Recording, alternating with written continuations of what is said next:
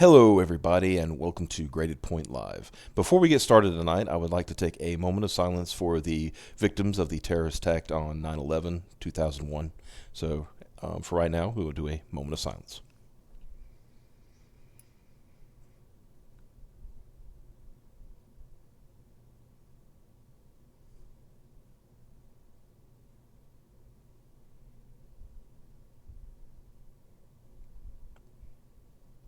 Thank you.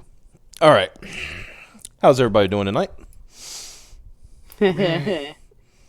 I'm actually surprised nobody said how long is a in the middle of that. I always been told a moment is between 15 and 30 seconds. You know, like. I was distracted by the fact that the scroll says the takedown begins. Can you feel the rumble? Because I was like, wow, that's inappropriate right now. Well, I can't. I'm not gonna go change the scroll every time. Just to, you know. Yeah, I know. It's out of context. That sounds really inappropriate. Look, I don't want to. You gonna feel the lightning and the thunder? Yeah. Look, let me tell you something. Raptro, I don't want to hear nothing from you because you've been causing shit in the chat already. Okay. Damn. Just sit down and shut your whore mouth. You trying to stir shit up like you didn't know what was going on.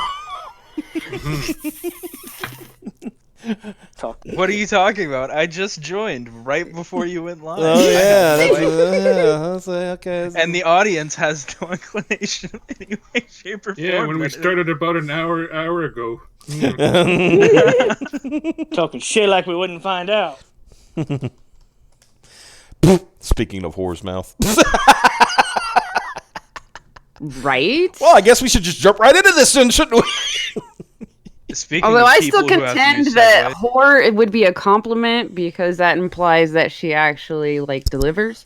Yeah, yeah, you got a point. No, A mean- whore. Yeah. Yep. she did deliver though, because we do have it on record she's traded sex for favor. So True, that is a yeah. form of payment. Yeah. So let's do this. Let's crack one open and get started because I wish I had something other than Mountain Dew to crack open. well, mine was a Dr. Pepper, so I We're in a similar Pepsi. boat. Go grab a Pepsi. you got a Bippus? Go find a Pepsi. Everyone, Mike's gonna go get a Beepus. So I'm about to change headsets. okay.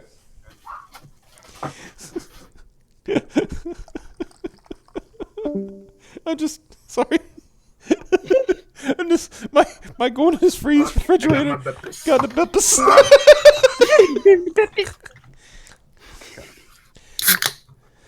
Man, Cab is missing out. I know, right? He's right there. Yeah. He's like right here, right there, and he could like come. All right, I want everybody to who's in the Discord tag Cab and call him a gay.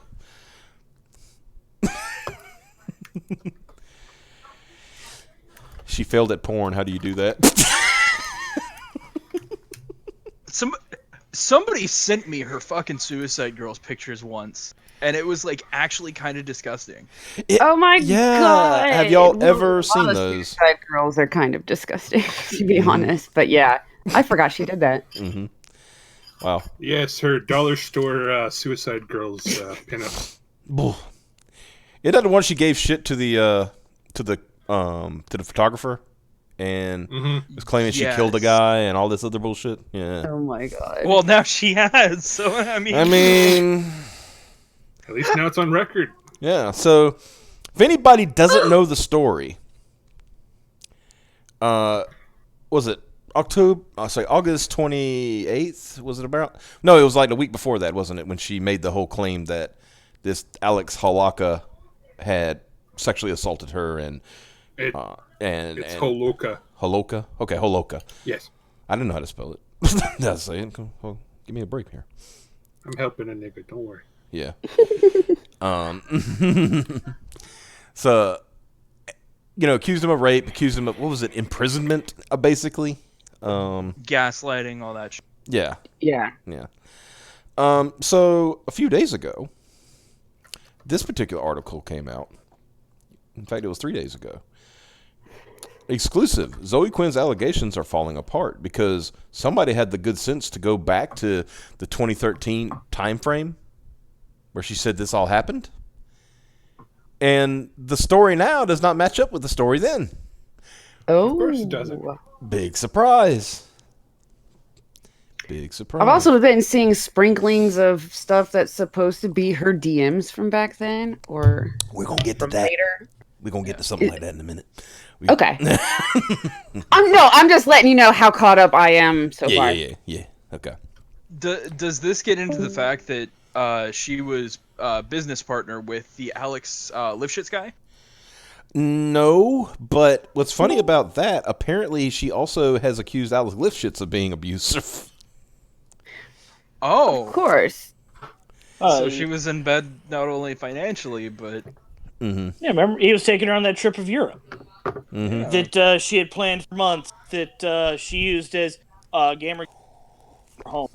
Yeah. You remember the rumors was going around about her, they were going to do a movie about her life story or whatever? Yeah, Scarlett Johansson was interested in playing her.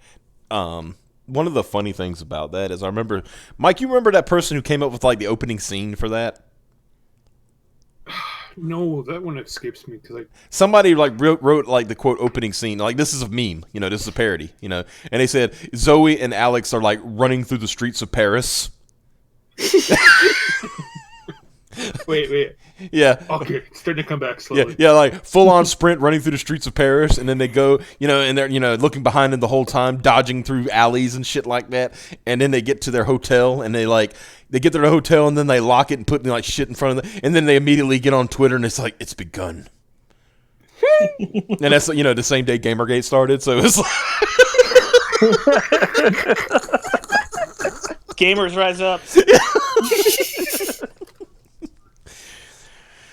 I'm just trying to remember who is Alex. Okay, Alex was a boyfriend. He was some guy. I think was he PR? He was somebody in the gaming industry in a few He companies. had PR and marketing. He gave Yeah. fucking bullshit lectures. He Yeah. snapped a Oh, yeah. GTA 4 disc. No, yeah, Yeah. Snap. That's a charitable way of saying it. Let's call it what it was. He struggled to snap a video game disc. Well. He was also the son of an Israeli arms dealer, so there's that. Oh yeah, that's right. Mm-hmm. Oh yeah, and if you badmouth him, his dad will shoot him. Yep. Yeah. Yeah, Lifshitz was not a good man, even back then. And for the longest time... Oh, and he got a tramp stamp. Yeah, he did, didn't he? Chelsea Van Valkenburg, what kind of white as fuck name is that? Well, it's a Dutch merchant name, which is like the most powerful Dutch merchants in America, actually. and isn't it like pretty much established that she comes from money? Yeah. And it's Yes. like old money. It's not like new money. It's like old money. And She masquerades as so. There's two branches of the Van Valkenburgs. There's the ones that are actually connected to the Dutch merchant wealth, and the ones that are essentially the trailer trash of the family. right. She pretends to be from the trailer trash ones, but because her last name is Van Valkenburg, she essentially gets all the clout of the rich ones. Mm-hmm. And it may have come to be that she may have changed her name to Van Valkenburg to get like $10,000 free from the Van Valkenburg college fund. Oh, Where if you jeez. have the last name of Van Valkenburg, they'll just give you $10,000 for your college. Oh, she pulled an Elizabeth Warren. Nice. Wow. How do you do, fellow Van Valkenburgs? You know what? You know what? Just reminded me of because you said they were Dutch merchants, Mike. You know what line I'm thinking right now? The line from Blazing Saddles. Now I can't say the first part of it because that'll get us demonetized. Well, it won't get us demonetized. Get kicked off YouTube. But there was the part where he says, "Excuse me, sir. They asked for a couple of N words, but to tell a family secret, my mother was Dutch."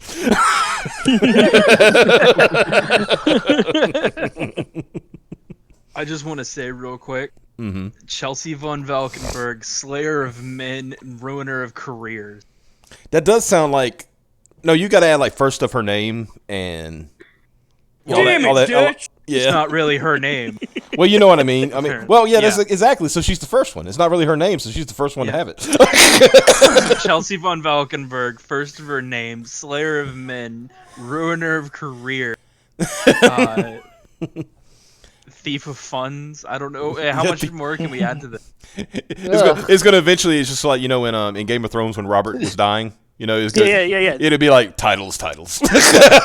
Yeah. The Undelivered. The undelivered. Well, Instead of titles the are about all she puts out. Well, other than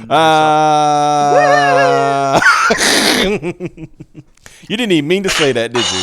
It just not particularly. yeah. That was Oh, that was no, the best part. the about it. Ungendered. The ungendered. When it's convenient. When it's convenient. Yeah, when it's yeah. Only when it's convenient. Because I remember, I think it was like last year or the year before, she did that whole. I have this thing that I need to share with everybody that I'm just gotta speak my truth that I'm non-binary. And Aaron Joni says, "Oh great, that's only the 5th time that's happened." Yes, You can't yes. call me a giant slut if I don't have a gender. I Yes, we don't can, conform. Chelsea. I don't conform to any gender body type. That's why a huge implant. That I spent all that money. Yeah, she's had work done. Oh yeah. Very obvious, especially if you look at those pictures that Petley Raptro has hung up on his wall. You poor man. Which we've been meaning to have a discussion with you about that, and stop. Yeah. Listen, I like nightmares and all. I watch plenty of horror movies. I feel like fear is an appropriate ignition to start the day. So let's see. We got Chelsea von So Valkenburg. you can't bust a nut unless a guy with a fucking machete and a hockey mask chase. I don't know. I haven't tried it yet. I know a girl like that. So what are you going to It say, got Mike? really awkward. Yeah, Mike, you were saying some names. You were saying. Let's see. Chelsea von Valkenburg, first of her name, the Ungendered and Undelivered, the Witch of Boston, Slayer of Men, the Consort of Many.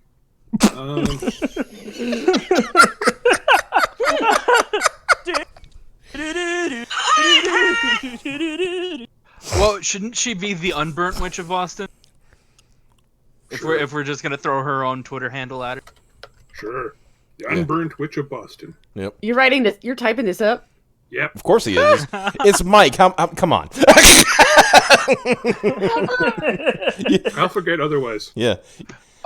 Shouts out to the fucking super deep cut Rampager Ren. But also, fucking you spelled Rampager wrong. So I think that was on purpose. I'm trying to be unique. I'm so sorry. Hey everyone, remember to like the video. Yes, like the video, please. Yeah. Like, 22 comment, watch it. subscribe, click Yeah, the all bell, that. Yeah, 22 click the yellow triangle. 22 are watching. Last video we did had 200 and some views, but only 14 likes. So come on, y'all can do better than that. We believe in you. Yeah. Too bad you don't have a whip cracking sound, Piper. Oh, why don't I you have a really- whip crapping sound? What the hell? I really need to start writing down all the suggested sounds because by the time the stream is over, I go to bed and I forget everything. Just open up like Notepad. Yeah, do what That's Mike what I'm does. doing right now. Yeah. Yeah. You should rotate out sounds you never use. New sound. Phil V says, I subscribed. I refuse to do anymore. Oh, well, that's fair enough, I guess. Hey man, Oh. you've done your part. You showed up. Service guarantees citizenship. Would you like to know more? This is just a suggestion. Yeah, But I mean, we are heavily suggesting it. so let's just say that, to put it charitably, Zoe Quinn has a reputation. She's never gone as far as to gaslight a man until he killed himself, but we're in a new day, so.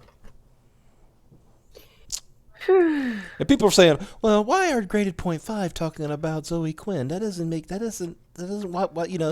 they talking about that? Well, I'm going to tell you why. Because DC, IDW, and Marvel have decided to give this woman work. repeated work that fails miserably. Yeah. Goddess so Mode sucks, by the way. I've actually read it. you read the It's entire genuinely thing? fucking Yes. Oh my god, I yeah, feel so sorry for you.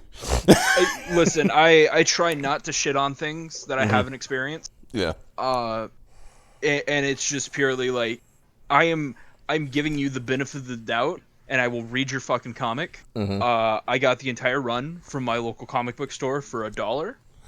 The whole run for $1? The whole run for $1. Holy fuck. They had 80 of these just packaged. They're just trying to get rid of that shit. The dude almost like I think he forgot to charge me because I was picking up other shit as well. But yeah, no, it was basically the entire run for $1. It's like 7, I want to say, maybe 5. I forget. It's in my fucking closet. So it's supposed to be like a 12-issue run. It was supposed to be, but remember Vertigo Okay. died before. Now, yeah. Before you start, I do have to know: did that one girl take the other girl's suggestion? Actually, eat an apple? They imply it. Well, I mean, that was the best part of this comic, to be honest. That first issue, the whole like eat ass thing, that was the That is legitimately the highest point. Now I have to ask because remember the elevator pitch. Was it gay as hell? If you're talking, oh man, that is honestly no. So she's even bad at advertising. Great. Yeah, it's like I guess like if they're saying, oh, it's super colorful and it uses all the colors. Yeah. Well, that's the style of the colorist, if I remember correctly. Like, yeah. Yeah. So. But then it's like, oh, all the people are queer and they let you know it, and it's like, okay, I don't. But then literally, they're token gays. Of course they are. It's it's Quinn. What do you expect? I mean, like Hello, fellow gays. Yeah. I have actually, like, I've done this with a few Marvel comic runs that I've gotten, where, like, I have a fucking wood-burning fireplace, and I've just been tempted to throw those in there and use them as fuel when winter comes. If you do that, you gotta video it. Yeah. You could say, like, I found a great use for Goddess Mode, and make a video of it, and then have you throwing in... go get more? Yeah, that's... I mean, dude, it's, like, great kindling, right? Like, for $1? Yeah.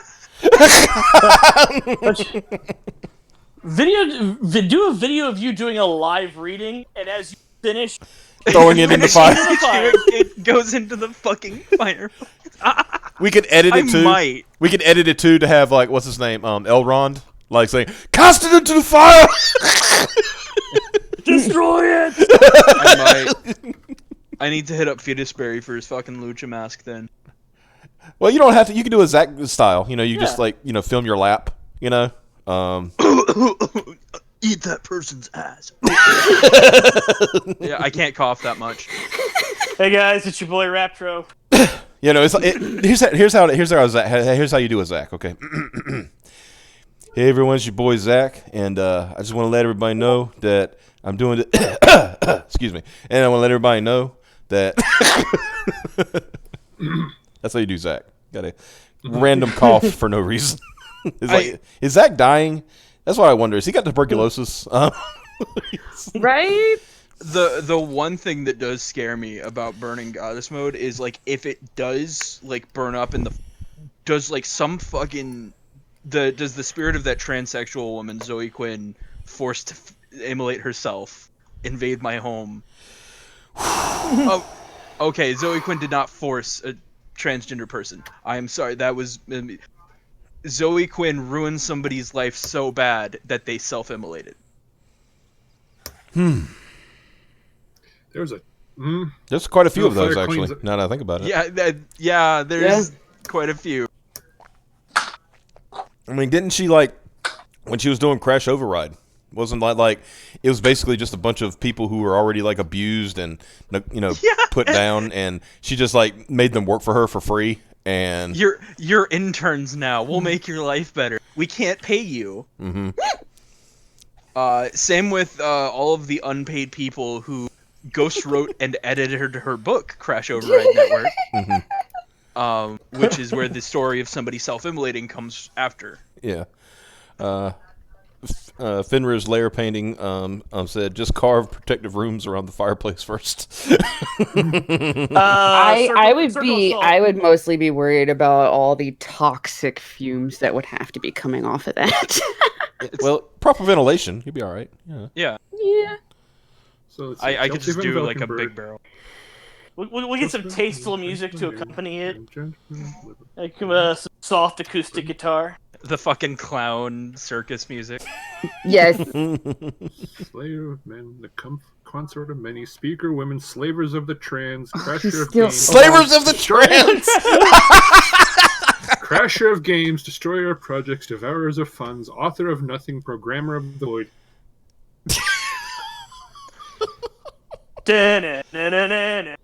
Crumbler of vertigo. Crumbler of vertigo. Yeah. Crumbler No. Vertigo. Crumbler of Yeah. Crumbler Don't- of... Don't burn it in the fireplace. Take it out into the backyard and introduce Goddess Mode to Mr. Flamethrower. Well, he's not... But But he's not bound But into if- comics. He's not... He doesn't have a yeah, flamethrower. one, I don't have a flamethrower, and Mm-hmm. two, isn't that misogyny? Why does it have to be Mr. Flamethrower Yeah, why can't it be Mrs. Flamethrower? You shitlord. or Miss Yeah. or Well, Mix. but- Z Flamethrower? Yeah. well, Zer. the correct way to do scratch out Mr. Right Spaceball. Rated 0.5 for nerds. I like that. That's actually pretty good. I Mhm. I will say... legitimately, Mhm. I would not even fucking give it a 0.5. That bad. Huh? It's like you have one joke in issue 1, and then it's just like it's like watching your grandma die, and like the heart meter, like it beeps once and then it flatlines. Mm-hmm. Yeah. Let's see. Flamethrower is hairspray and a lighter, just saying. That's also very fucking dangerous. I think Yeah, that's worse dude. toxic fumes than just burning the comics. Yeah. Yeah. And also on top of That's that, if saying that... something, because that Al- comic Also, if that flame, because flame, you know, with especially aerosol canisters, that flame can actually jump back into the can. yeah, it'll blow up in your hand and stuff. Yeah, It sucks ass. Yeah, so, not a good idea. Yeah. I mean, I have, Someone- you know, I mean, I kind of liked, you know, Yellow Flash's idea of like, you know, pressure washing it, like going to the car wash and putting it through the pressure washer. Water. Most That destructive water could- element known to man. That water could feed African children, Optimus. But you can clean your car while you're doing it, so it's not like it's, you know, you're doing It's two true, you're things. not wasting it. I'm not taping a bunch of fucking. I didn't Goddess say Mode tape issues. it. I said while you're cleaning your car, you know, spray down some Goddess Mode. I don't know why my instant thought was like tape them to my roof as I go through a car wash. But, Dude, that'd be great. Do it. Yeah. but that car could drive all those poor Africans. Oh. Oh yes, all those poor African children could eat my truck. I mean, I have ideas, but you know, mine would involve firearms, and people would get the very wrong idea from that. So Yeah, unfortunately, because people are stupid. Like if I had an extra set of hands, I would like with each fucking issue I finished, I'd throw it up and then hit it with like a flaming arrow or something like that. Could take it to a range and buckshot into it. yeah, but what I'm saying is, people would take the wrong idea of you Right. putting Yeah. using any kind of implement that, you know, discharges a projectile would be. Yeah. Ultimately, we're coming back to throwing it into an open fire because an open fire is. Yeah. Yeah, it's like whoops, it slipped and the wind picked it up. Yeah. Exactly. Just remember, circle of salt. Circle of salt around the fireplace. Yeah, you know what, Piper? Since you're somebody, how do you feel about SJWs corrupting like hair dye and piercings? Yeah, that's funny. I was just typing an answer because I didn't want to interrupt y'all. But yeah, I'll bring it up. Yeah, it sucks. It's why I'm pretty sure that bullshit is why this town apparently thought me and my son were Antifa. Because we're like the only people with dyed hair. I'm the only person with piercings and crap. Oh, That- anti-Semitic. That's good. that might not be why they think you're kidding. I just that's just because I know stuff about it. Yeah, that's actually, Yeah, I can understand them thinking that he's a terrorist, especially after today. Oh my God. Have you tried narking him out to Homeland Security? They might give you a reward. I might just do that. Like, finally, you're worth something. Right? Oh, wah, wah, wah. This is what your life amounts to. I have definitely. I'm not gonna say your kid's name, but it's like it'll be like Piper's child, potential terrorist. That'll be his what he wears for the rest of his life. He told me he loved Bernie Sanders and he wasn't taking. I'm gonna keep doing my style the way I like doing it and the way I want to, and it does suck that now it automatically gets associated with the worst kind of people. Mm-hmm. But if anybody's worth, if anybody's worth knowing, they'll take the time to figure out I'm not that kind of people. So, Right. To be fair, remember that goes in phases because they used to be emo kids, then they transitioned to scene and hipsters, then from hipsters to what they are now. Mm-hmm. So in another couple of years, they will turn into something else, and you might have that back. hopefully they turn back into something neat. I genuinely feel bad for all the goth people who have had their style completely aped off and ripped apart, and it's like, oh, you can't like skeletons anymore, you fucking weirdos. Yeah. You get the spooky, scary skeleton theme played every time you walk around. So what do you think, guys? Should we read this article? I mean, We probably might as well. Yeah. I guess if there's time. we're gonna keep stopping and shitting on her. So. Oh, yeah, because we got 2 articles to go through. So no, And 2 people wrote about Zoe Quinn. no, it's the same person, but it's an update. Okay. There's this one, and then there's the update to this one because there was more information. Nice. Okay. Okay. On August 28, 2019, game developer and activist Zoe Quinn issued a multi-post Twitter statement detailing abuse allegedly suffered at the hands of a former partner and fellow indie developer Alec Haloka. Am I saying that right? Haloka? Yep. Okay. On August 29th, the Night in the Woods development team cut ties with Haloka, and within 48 hours, he had committed suicide. The same day as Haloka's suicide, Zoe Quinn's Twitter account was deleted, returned shortly thereafter under a protected lock, which enabled only a few select people to access the tweet. A source with access to Zoe Quinn's locked Twitter account has provided the post-millennial with an important history which sheds light on the developer's time with the now-deceased Alan Haloka. She should have just kept her account deleted. Yeah. I mean, but she can't. It's impossible. She literally cannot go without Yeah. some kind of fame. She cannot do Yeah. it. While in Quinn's August 28th public statement, Quinn did not specify when the alleged abuse took place. It was stated it was while living in Winnipeg at Haloka's apartment.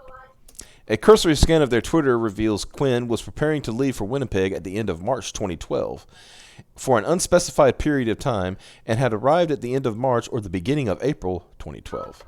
While those tweets appear to have been deleted and were inaccessible even by the post-millennial source, they have already been screen captured and archived in a YouTube video prior to the deletion of Quinn's Twitter account, which... Nice. Somebody was quick on the draw. Yeah. And this, as it says, that's March 2012, where it says, since I'm heading to Winnipeg for weeks, if you want to see me before at my trip, I would suggest yelling at me soon. In an August 28th statement, Quinn claimed that to have been, quote, physically confined to Haloka's unit, as well as isolated from the outside world. Tweets reveal a different story, with Quinn tweeting regularly throughout the time period in Winnipeg with Haloka, sometimes dozens of times per day, communicating with many others and describing Quinn's time in the city and documenting many excursions. Huh. See, April 11th of 2012, I tend to expect weird things too, haha. I went to get fabric for making plushies today, and someone crashed a car in front door of the store. Not entirely what I was expecting. I don't even wonder if that even happened, considering who we're talking about. Right? I think I'm done working on It's Not Okay Cupid for the night. Tomorrow we'll be making a bunch of secret plushies. Now, somebody who's confined and stuff like that, all I know is like when somebody is confined, to a space and they don't want any access to the outside world, that person usually takes away their access to phones and things like that, so they can't communicate with people. Just saying. So I ended up acting in the second act of a musical randomly today and managed to memorize my lines somehow. I said lies, didn't I? That just rolled off the tongue. Right. Oops. Tell me lies, tell me sweet little lies. So somehow she acted in a musical, but she was confined to his space. Just wondering, because I'm due back in Toronto for a bit after the 4th. I thought it'd be funny if I just miss each other's visits. So once again, planning a meetup, Working on It's Not Okay Cupid in a coffee place that is playing Isley Brothers and Isaac Hayes. Totally in the mood to write romance.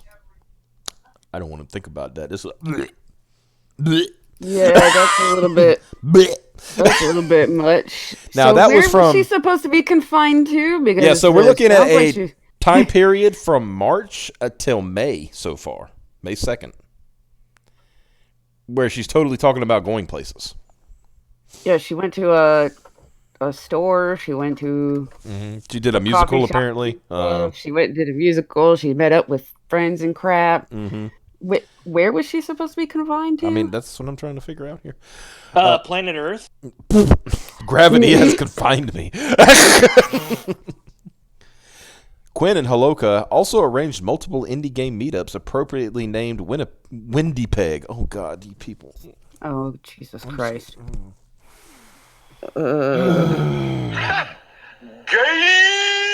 Yeah. Yeah. Okay. Windy Peg in mid-April and early May at Urban Forest were up to 38 other developers were present, many of which had been those Quinn had been interacting with through Twitter. And Twitter, one of her posts, Windy Peg's first meetup, come hang out. Let's see. I really like it. Windy Peg meetup. This is May 2nd. Windy Peg meetup tomorrow for Indie Game the Movie. 2 more days till I'm in Montreal and Toronto. Then TCAF this weekend. So many things. The couple also appeared as guests on a podcast on April 14th called Indie Function, where both discussed their projects, and the subject shifted into more personal topics such as how the two met and their daily lives. 30 minutes into the podcast, Quinn discusses having met Holoka on Twitter, direct messaging him first after he interacted with Quinn's tweets and expressed interest in Quinn's project specifically. Quinn notes how Holoka supported the mission of having, quote, more than 5% of the industry be women. Quinn also calls their relationship adorkable while being encouraged by Holoka to talk about their project. Totally sounds like Now remember, she wasn't allowed to work on her projects. This is according to her statements, right? And he was only supposed to work on his project. That's all he cared about. That was another, What is the name of the indie game jam? Windy Game, or fuck. That was Windy Peg. Windy Peg, yeah. Okay. Yeah. Were you looking it up? Yeah. It was a meetup. Yeah. Apparently they've tried to nuke everything. But of course they have. right. so this was back in 2012, right? Mm-hmm. Okay. Yeah, no, a lot of people apparently went to this. I wonder why nobody corroborated this story of how Zoe Quinn wasn't allowed to do this. Right? Yeah. She was literally in cage. They were going to put her up for auction. Yeah. Who is Noel Berry? I've heard that name before. Well, he's one of the developers of Celeste. And he was at Windy Peg. Really? Yeah. How about that? Mike. Kurt Gartner. Wait, isn't that the guy that did Job Simulator? Sort of, yeah. He's an asshole. Yeah. Let's see. Later in the podcast, Quinn excitedly describes day-to-day life. My life right now is I wake up, I bullet on a game I care about very passionately, and I pass out from exhaustion. Should I play this? Should I play the 1 minute 25? Do we want to hear her voice? I think it might drive this point home that she wasn't confined. Doesn't she sound like Daria? Well, we're about to find out. So, y'all that are listening on stream, you're not y'all that got the stream open. You might want to turn it up for a minute. So here we go. Close your eyes, Marion. Yeah, all right, here it goes. Shelby, you've been so good to us so far. He said, I can make one up if that makes you guys feel better. So Shelby is going to create a question. That Shelby. No, Alec, that one. Oh, you are so good at questions. What is your favorite part of making games? What is your favorite part? It's probably a hard question to answer, actually. My favorite part is all of it. Yeah. Or at least in the sense that I get to, like, my life right now is I wake up in the morning, I bullet on a game that I care about very passionately, and then I pass out from exhaustion. That's my favorite part of games, is just being able to make something that intensely and have it be, like, something that I, like, just being able to do it full time, I guess, is my favorite part. Yeah, and my favorite part about it is how many different parts there are. Yeah. So there's like all these different elements that come together. You get to do music, you get to do art, you get to do code, you get to do design, you get to hang out with really awesome people. Yeah. So like that's kind of why I love it so much. It's Wow. really like all of it works. And if there was one part that really, really sucked, I might not love it as much, but I don't think there are any. It all parts came that tumbling really down. suck. That doesn't sound like somebody who was feared and confined and raped and abused. Right. But also doesn't sound like somebody that actually makes games either, though. I mean, well, who are we talking about? I mean, My favorite part is all of it. all of it. The vocal fry valley chick. She doesn't sound anything like Daria. That's true. Yeah, Xavier, you dropped the ball on that one. That was She really It's been sounds. a long time since I heard her voice. Now remember, her the only time you heard her was probably that MSNBC Yeah. thing where she was like trying to make herself downtrodden. Yeah. Also, like, she was somewhere in Europe in like an undisclosed location, standing out in the street or something. Yeah. I want to point out this was done in 2012, right? Yeah. Holy fuck! Fix your goddamn audio. You were running a podcast. Yeah, that Yeah, sounded that pretty was bad. weird too. I was like, isn't that supposed to be a podcast? That's supposed to be a podcast. Yeah, that was You are running an audio-only format. This is your only job. Look, I used to run a podcast. I didn't even hear the questions. I just kind of mostly heard Zoe. I literally used to run a podcast, and I'm not kidding you guys. I used to run a podcast using MSN Messenger where me and the guy would like just direct connect for voice, and it sounded better than this. Jeez. Sitting out there with their fucking phones on record. Middle of the room. No campfire. kind of noise cancellation going on. I mean, and I admit I don't have any kind of noise cancellation in where I'm at right now. It just sounded like Zoe was right up on that microphone, and everybody else was in a different room. Where everybody else had to be in the background, but she was front and center. Yeah, everybody else sounded like they were trying to say stuff to her from a different room. I mean, if that was Alec who was talking, like after her, he sounded like he was away. He's like, well, I just kind of like, doing this and blah, Yeah, he sounded like across the room, and then whoever was asking the questions, because I'm pretty sure there was one other person, they sounded like they were in a different room. That reminds me of fucking Ricky Bobby when he's giving that interview. The car ran good. Type set. Your car ran good. Did a good job. I don't know. I don't know what to do with my hands.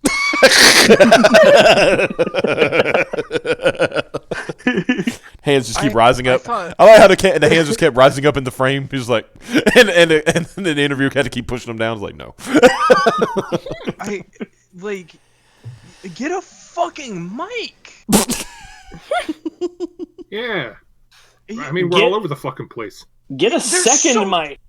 Yeah. I think there was just one mic, and it was like up It was Zoe's probably ass. somebody's so... fucking phone. You know, I think about like Ricada. Whenever he has a guest in studio, he has 2 mics and he has 2 cameras. Yes. You know, he for a boomer, believe it or not, Nick Ricada has it pretty set up pretty well. Wait, are you saying that if you do something full time or intend to do something full time, you should have the proper fucking equipment? Well, to be fair, Ricada makes enough in one night to pay for baller equipment. He needed so much proper equipment that he slammed so hard he knocked his out. That was great. Trust me, I've been there though. I feel, but again, that like, I know how you feel. I know how you feel. While discussing indie game developer Phil Fish, DJ Fish Sticks. I haven't heard that name in so many years. Oh, yeah. God, what did he say about Fez? Oh yeah, Fez is probably killed himself. Yeah, I've never seen somebody, except for some like Comic Skate, writers or artists, who so are afraid of success. Like you had a successful indie game, right? And the first thing you think is like, oh well, they made a lot of money. Guess I should just off myself. It's like every now and again I check out it's about Phil Fish and Team, and it's always just like Team. It's like an inspirational story. It's like 2 guys, doing their best to make a kick-ass game, and then there's Phil Fish. Yeah. Yeah. Okay, yeah. I need to explain the DJ Fish Sticks thing. Okay. After Phil Fish gave up on indie games altogether because he couldn't handle the memes. That's literally what happened, right, Mike? If I remember correctly, he literally couldn't handle the memes. We carpet memed him back to the Stone Age. Yeah. He canceled Fez 2 for like the 7th time. Mm-hmm. Oh my god, that fucking dog. And 2 other games that we hadn't even heard of, according to him. Yeah. It is not DJ Fish Sticks, it's DJ Fish Dicks. That for real? Yeah. I thought it was DJ Fish Sticks. I might be. No, it's Dicks. It's Fish the South Dicks. Park joke. Okay. Either Phil way. Fish loves fish sticks. Either way. Doesn't matter. Because the next time, after he did all this cancellation, the next time we saw him, he had grown a mullet. And and was doing DJing at some indie conference, wasn't it? Like it was Schaefer's party for getting funded for it's like. Oh yeah. No, it wasn't Psychonauts. It was it might have been Broken Age. No, this was Psychonauts. Broken Age had already been funded. Are you sure? Because I seem like this doesn't sound right. This is when he first opened Fig. Oh, okay. I guess. It's been look. Tim Schafer, No, Mr. Broken Shitface Age was kickstarted. That was before Fig. Like right. Eternity. Look. Mr. Shitface is a whole other story altogether. So I'm gonna find it. Stand by. Yeah. Memes, you can't handle the memes. Exactly. Grim. It might have been Grim Fandango remastered, actually. That might have been. Yeah. But either way, the next time we saw Phil Fish he was doing DJing, and he looked retarded. I might have a picture of him here, and you're right. It looks like it was Grim Fandango. Worst DJ name ever. This is total meme worthy. The guy. I think for a while, Mike, didn't we think it's like, maybe he did some self awareness and just like, okay, time to go along with the joke, and then you find out, no, he's still a piece of shit. It's whatever. DJ Fish Sticks. It really is one of those things. I saw a fucking take recently where it's, well, indie game devs have to be their own PR and they make the entirety of the game themselves and so on and so forth. Yeah. There was like a whole fucking thing. There's a reason why it was always Phil Fish, Zoe Quinn, and all them in like a little fucking tiny ass group, and it was because of the threat of YouTubers. games journalists were running out of things to talk about, and they were losing viewers and readers to YouTubers at the time. So they went on an ambitious project to try and turn specific game devs into indie rock stars, and Phil Fish was one of them, as was Zoe Quinn. Mm-hmm. I can't remember anybody else. The guy who made Braid, whose name I don't remember, but also got Me Too. Yeah. Him too. So essentially, they wanted to turn them into rock stars, so that way they would have a perpetual source of content to write about. And it was also sharing. Yeah, and it was also their way of, like you said, countering the arrival of the YouTube commenter, who was overtaking their viewership. I mean, because that was right around the height of Total Biscuit and those. I mean, PewDiePie, that was like when he was taking off too. So like Jacksepticeye and all that. Yeah. Even but yeah. But so let's see, where was I? Okay, discussing. Check Streamlink real quick. Okay, do you have a picture of the? Yeah, it's pretty good. I told you it was fish sticks. It's supposed to be dicks, but whatever. All right, now let me show you what he used to look like. Just that look on his face, like. Now, this is what he used to look like. Granted, that's an unflattering capture of Indie Game the movie. His face is not impermanent. I'm going to guzzle shit. I mean, are we sure about that? It's mainly a perpetual scowl for all the money he's made off people. Okay. Guys. Soy Boy sketch. This is Soy Boy sketch, the fucking person right here. I mean, splotches of beard. Like, that shit don't even connect. Look at that shit. Unkept. Look how unkept that is. Fucking scraggly all over the place. God. Beady little goblin eyes. Yeah. This might have been from the interview where he said that if Fez doesn't do well, he's going to kill him. It might have been, actually, yeah. I mean, God. I mean, he just looks like... Okay, if you took the background out and you put, like, a city street, you would think this is a homeless man. Yeah, a homeless person with glasses. But to be fair, though, that is most Quebecois. What connotation do we get for Phil Fish in this picture or the other one if we cut him out and put him in front of an elementary school? Wow. He's a pedophile. Isn't that like hipster style right there, though? Basically, Hipster style is looking like a pedophile. Yeah. Style. At least for dudes. Well, I mean, like hipsters, they used to almost have a style, and then they kind of all now like hipsters just look like the same soy boy dude, like the same neck beard soy dude, like all of them. The soywardly lion. Sourwardly lion. Hold on. Soywardly lion. Love it. Oh God, he looks derpy. Did Dorothy leave him behind? This is the actual DJ, or it's somebody who's made money being a DJ. His name is Steve Aoki. Mm-hmm. I hate that guy. Fuck. Anyway, DJ Fishsticks looks like Steve Unbrokey. Or it looks like he's trying to. Yeah, it really looks like he's trying to emulate the entire style. Yeah. The fucking... It looks like he stole a redhead lady's hair. Like he wig snatched some bitch. You think he stole it from Jamie Markey? You think what happened? Like... Oh no! Oh no! All right, let's get through this article.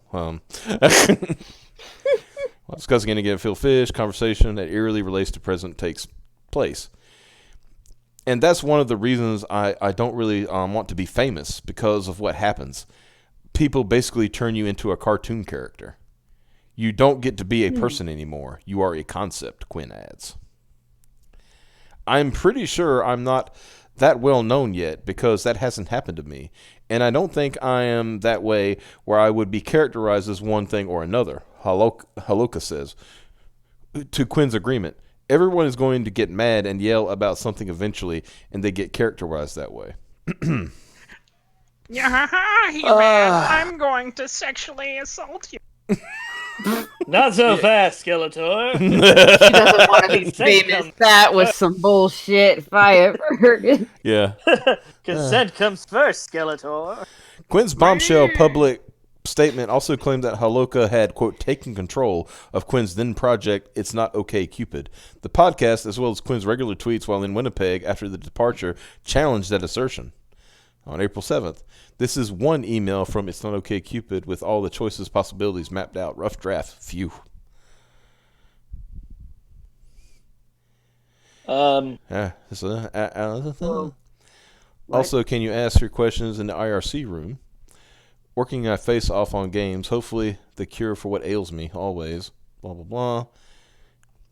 Dozens of tweets in the post-millennials' possessions demonstrate Quinn was routinely editing, contributing, and designing the planned game, sometimes with the suggestion Haloka provided inspiration or even encouragement.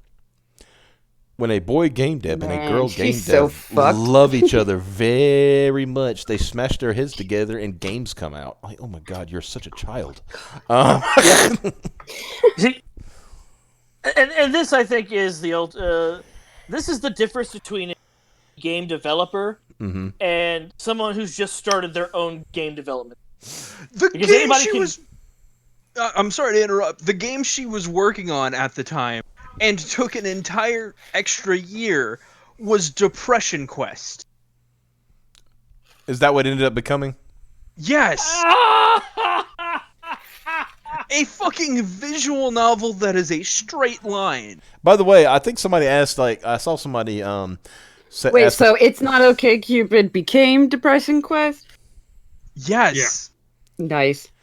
Also, and people ask, I was listening to a stream or a video the other day with somebody saying, the program she used to make Depression Quest, and they couldn't remember, it's Twine. Twine? Yeah.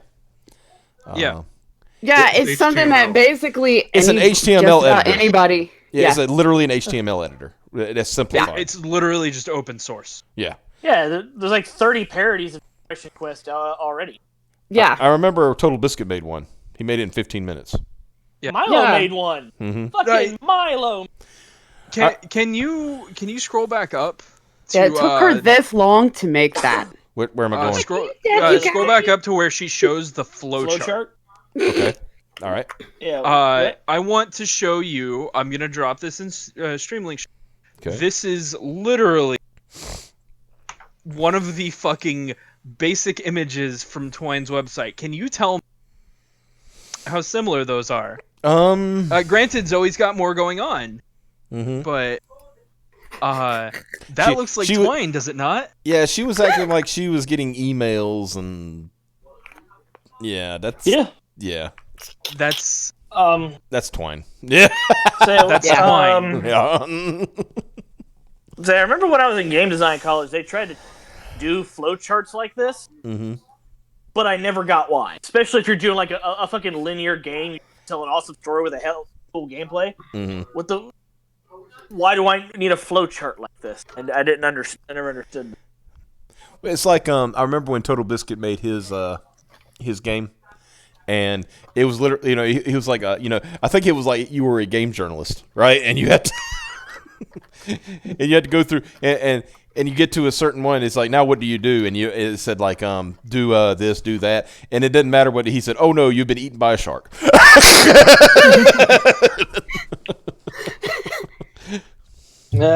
He'd be always getting that last laugh. Okay, so where were we? Post-millennial, blah, blah, blah. This is that. Boys and girls. Okay.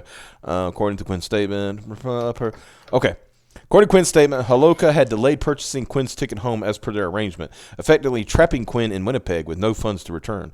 Quinn states that a roommate who was frightened asked if Quinn, quote, needed help getting out, and that and help was accepted to flee. Where we've got the fucking underground indie railroad here.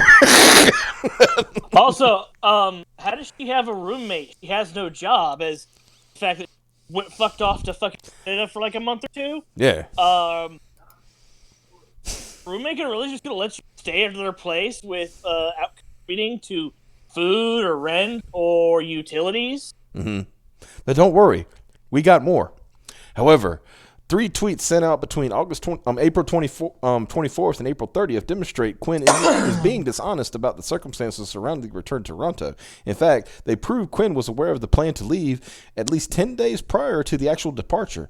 In tweets, Quinn is discussing an hours-long layover in Montreal, asking if any friends want to meet up, and announcing a return to Toronto. Uh-oh. Mr. Ricardo, what do you think of the preponderance of the evidence in this case? Oh no! Do we even need a prima facie on this one? Yes. Just for appearance's sake. Mm-hmm. I could See, be in Montreal for agrees. 5 hours on the 4th. If I was, wouldn't anyone want to hang out? So this is like a planned thing. It was not like oh God, David Gallant. Oh, that's a name I haven't heard in ages. Oh God, we memed him so hard.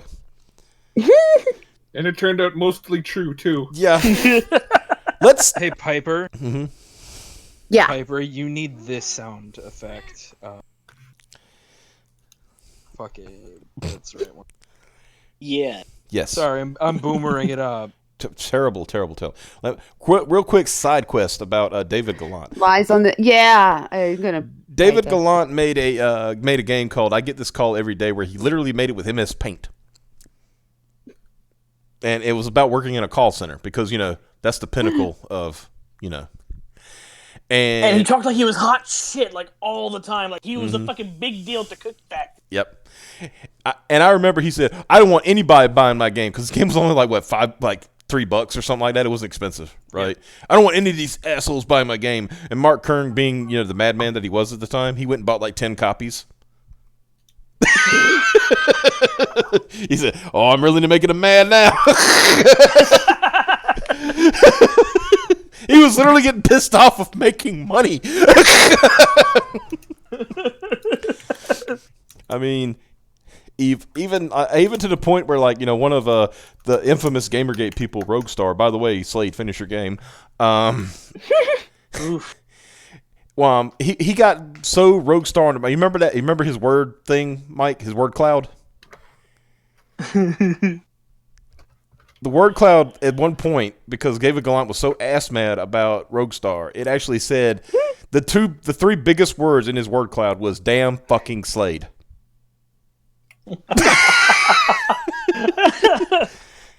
And at the time, give Slade credit. He took that. He says, "Guys, I'm gonna have to block David Gallant because apparently he wants to sexually abuse me."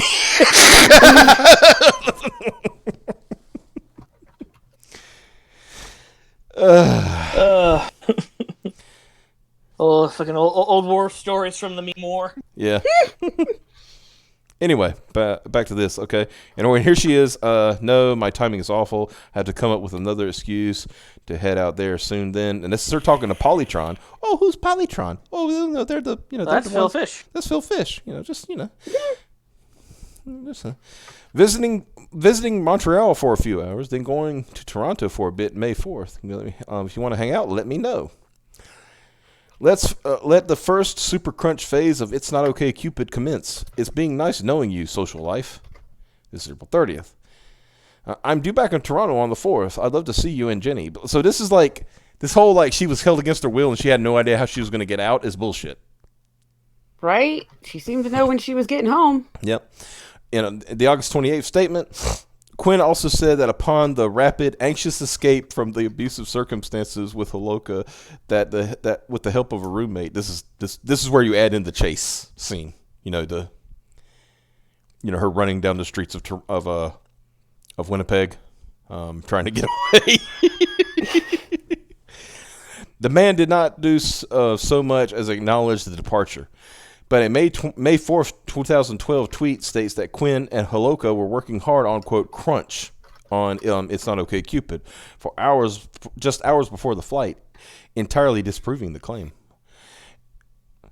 And now to see how hard I can crunch on It's Not Okay Cupid with infinite ammo, was Alex's account, before I have to catch a plane in the morning, too inspired.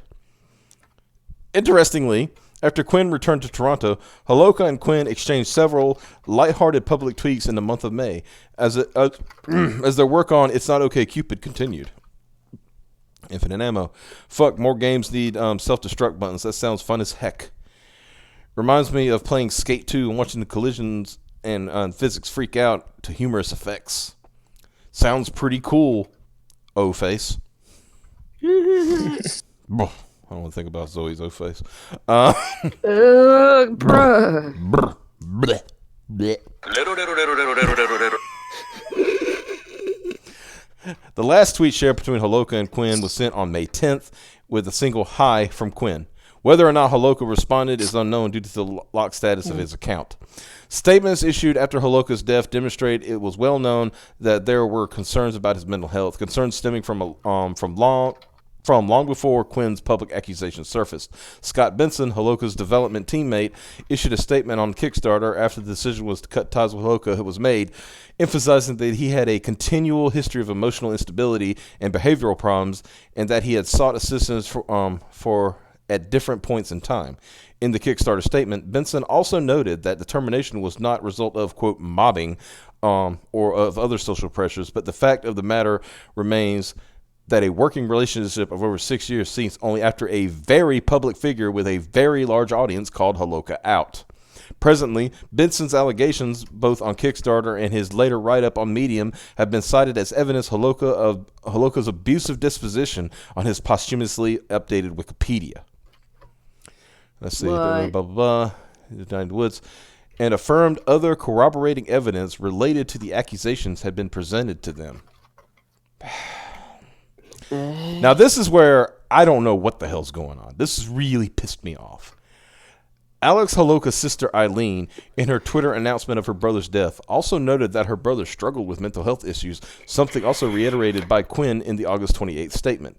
While it's indisputably true, as Quinn asserts to the statement, that there are no, quote, karmic limits on abuse or victimization, it is also true that all allegations must be given the respect they deserve and thoroughly investigated. In Quinn's case, there are undoubtedly significant discrepancies in the statement that was made public on August 28th and the history that was made available to the post-millennial for review. Further, Quinn's history cannot be neglected when considering the context of the accusations. Quinn's ex-partner, Aaron Joney, recently brought attention to an extensive discussion had between himself and Quinn on Facebook. Quinn has since been deactivated. In these discussions, Quinn mentioned being raised by a, quote, pathological liar and having brain damage and seeking vengeance against men. A game developer Quinn once loved, allegedly Alan Holoka, with the intention of furthering a career in games. Wow, just fucking. Let me continue before I. The new evidence uncovers is not exculpatory, however. It does reveal that Quinn is no way credible. While all allegations are worthy of investigation and all victims deserving of respect, Zoe Quinn should know better than anyone that there is an appropriate way to carry out the commission of an accusation and a decidedly inappropriate way. After all, Quinn's ordeal, Gamergate, began with a public accusation, was launched with little means for Quinn to respond, and a retaliation of epic proportions followed. Trial by mob never ends well. In a statement, Quinn acknowledged knowing that Holoka was prone to self-harm and self-abuse, and based on the statements of others who knew Holoka, it seemed to have been common knowledge that he was suicidal. Understandably, it has left many with the question of why Quinn chose to air 70-year-old grievances this way. Dead men can't tweet back. Post-millennial reached out to Zoe Quinn to explain the apparent inaccuracies and inconsistencies of the public statement, but was unable to reach Quinn for comment at this time. And of course, this is her statement, and I'm not going to read that because there's no need to. Just lie? You really think so? That? Pretty much. Almost. Pretty much. You think Raptor that's now on the soundboard? Had to break it down to a.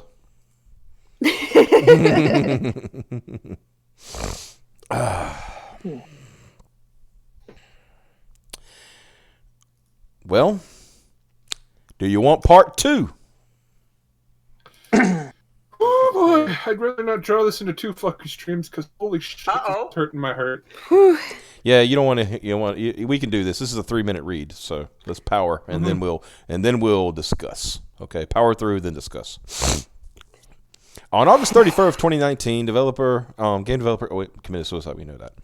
Utilizing resurfaced tweets and audio, the post-millennial received a comprehensive rebuttal of Quinn's statement detailing the abuse Quinn allegedly suffered while living with Holoka in the article released on September 8th, outlining a number of discrepancies and outright fabrications in Quinn's August 28th statement. Likely, as a result, the post-millennial was subject to a DDoS attack which attempted to shut down access to our site. Where have I heard this before? That sounds like some actions of somebody that's totally innocent. Where have I heard that before? Didn't that happen a lot during a certain thing that happened in 2014? All of a sudden, site's just getting fucking annihilated out of nowhere because they proved the Queen was not an indelible fucking feature as she thinks she is. Yeah. Since the publication of the article, more information has surfaced to contradict the statement many speculate have led Holoka to take his life. Speaking to the post-millennial anonymously due to fears of backlash, a fellow developer of Holoka's has provided dozens of exchanges in 2014. What happened in 2014? With Holoka speaking about his experiences with Quinn, the authenticity of these messages have been verified. Oh, shit. Holoka had reached out to express fear about telling his story, saying, quote, "I've been trying to talk to friends about this for a couple of years," he wrote. "I thought about sharing my story with her a few times, but was always scared to." Now, who is the damaged party here? Right? What is those sounds? Yeah, what's that groaning? What was the noise? Yeah. It wasn't me. It wasn't me either. No, I was mad at a yawn. Oh, well, you can do it. Jesus. Mike was up. You're rubbing something against the leather there? Do I dare say what's going on, big guy? Anyway. Gaming politics makes me so horny. Ugh, Get my webcam pics at gamersluts.com. Oh, God. All right, so August 18th. What the hell happened on August 18th, Mike? Oh, boy. That was a couple days after the Zoe post. Yeah. It would have been, was that when is that when the troops rallied? Or is that like... Mm-hmm. Okay. So that's when the websites rallied to the cause. All right, so that's either the IRC shit or I don't think Gamers Are Dead dropped yet. Like I think they were like a couple days later. The IRC didn't hit until September, right? The 1st of September. I remember that clearly because I was heading to Virginia and I was reading all this shit that was going on, and I'm like, this is nothing. Okay, then that would have been the day that the fucking Total Biscuit had his fucking subreddit like 20,000 messages deleted. Okay. So August 17th, I pulled up a timeline. Okay. August 17th and 18th, Wolf Wozniak makes a series of tweets about his concerns and worries about being outcasted from the really cliquey indie game dev scene due to publicly coming out to say Zoe sexually harassed him. Philfish jumps in immediately, calls him a little shit. Wozniak immediately backpedals, apologizes, shuts up. August 18th. As all three stories merge into one and spread across the internet, Internet Aristocrat creates the first video of his Quinspiracy Theory series that covers all three topics. This video quickly makes its rounds across the internet. Okay, so now we know it was one of Jim's videos then. Yeah. Okay. And this So this is in August 17th. Monday Matt's YouTube video is DMCA'd. The Wizard Chain story is released. Both stories make their way to The Escapist, one of the publications that wrote about Wizard Chan event exclusively at Zoe's work. And the Reddit post written by a staff member with The Fine Young Capitalist is made. In it, the author expresses his frustration over how their production was ruined by Zoe, how they were blacklisted in the industry, and how she, later found to be Maya Kramer and Jonathan Ross, doxed him. Wow. So let's read these. This is Alex, like, over here. It's interesting. I've been trying to talk to friends about this for a couple of years. And this guy says, if talking about her... Huh? What? If talking about her doing this terrible thing ruins my career, I don't want to get a career in this industry. Yeah.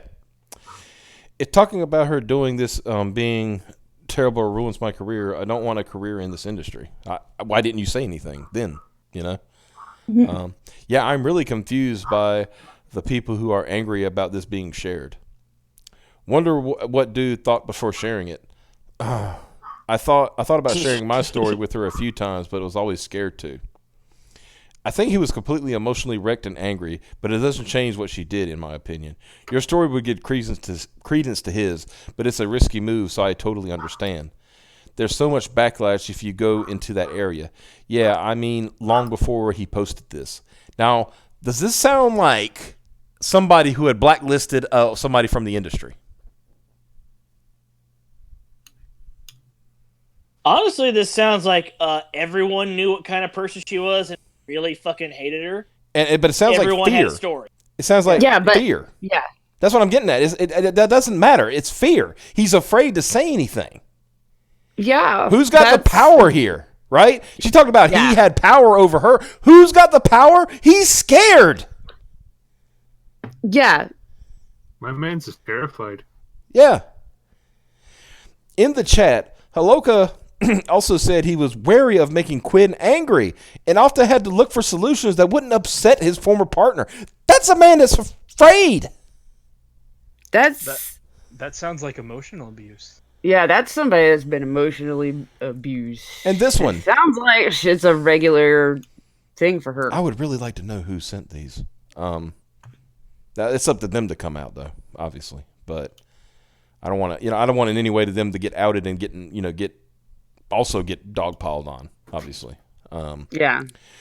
She said she got into social justice for revenge, which is weird to me. Yeah, that's... And this is him. This is Alex. Another time we went out to this Yuri night thing. She just got wasted and was hitting on all kinds of people. It was super new to me. Like, people I was in a relationship was super flirty with other people. I was trying not to be judgmental.